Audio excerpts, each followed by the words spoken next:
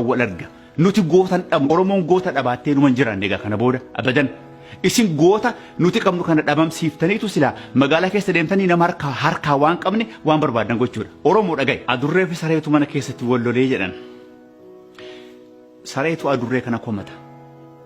Ati jettee laali kaqee kana eegu ana yoo hattuun asiin shokokkise ka fiigu ana.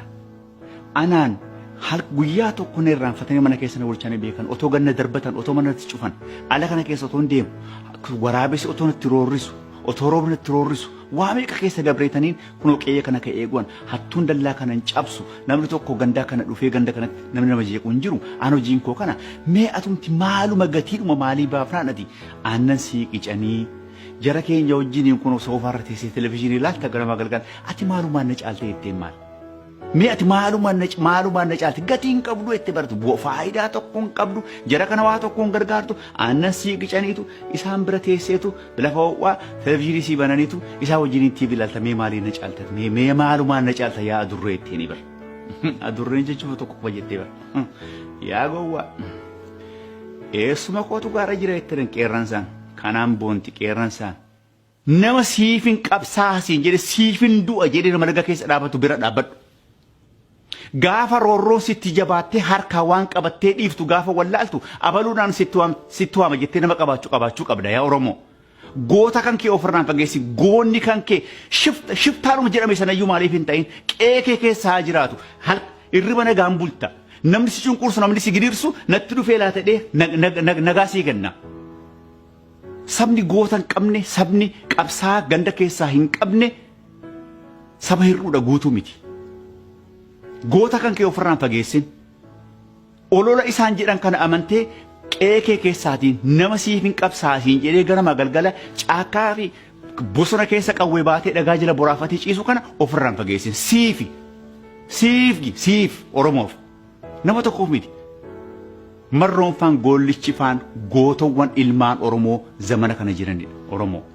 Kana beeki kanaaf Oromiyaan inni bilisoomti bilisummaan uummata Oromoo immoo dhawaatuma isin ilmaan Oromootti gidirsitanii ilmaan Oromoo fixxan kana bilisummaan uummata Oromoo achas dhiyaachaa dhuma deema inuma dhiyaatas Oromiyaanis nama bilisoomti immoo yaa bilisummaa 4 kiiloo sama baantan keessa bulchaa yookiin hooggantoota yookiin immoo mootii qofa otoo hin ta'in namni mana sana keessa achi haxaa'ullee ganaa Oromoo ta'uudhaaf ta'a.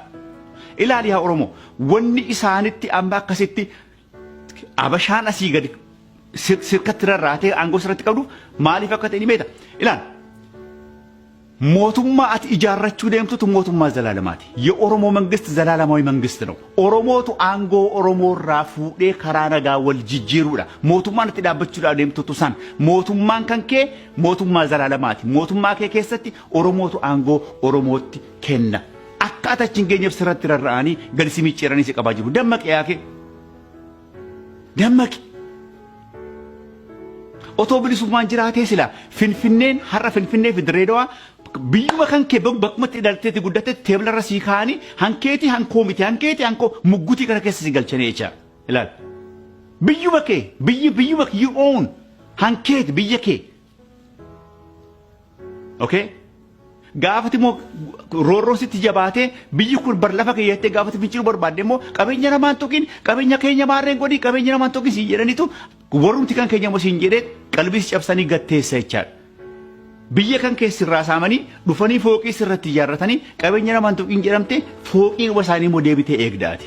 Eegduudhuma fooqii isaanii moo si godhanii moo teessaati. Amma yoomitti amata dabra hiraarum Oromoon hidhamuu ajjeefamuu ka'uu du'uu kanumaa ga jireenyi kan kee akkasuma ta'e akkasitti jiraata yaa Oromoo. Cubbuudha kun. Kanaafuu itti yaaddadhu yaa Oromoo itti yaadi waan gootu kana itti yaadi ololoma nama naggeeffatiin yaa Oromoo. Ani yoonin sitti kijibee yoonin agartee qabsoo kee kana dhiiga kee keessaati yoonin waa tokko barbaade awwaalcha kan qofa geessi qe'ee keessa. Qeekee keessaati awwaalcha kiyyaa fageessi guyyaa tokko Oromoo hagan takka taakuu tokko achi dabarsee gurgureen beeku Oromoo guyyaa tokko Oromoonis waan natti kannattee hoo kanaan waan godhan jetteen beeku kanaaf akkasitti siyaasa. Okay kanaaf falatti faladhu yaa Oromoo malatti maladhu malli kan keessi harka jira yaa Oromoo falli kan keessi harka jira teesseeruma naman eegin namni waa tokko sii godhu hin jiru namni waa tokko sii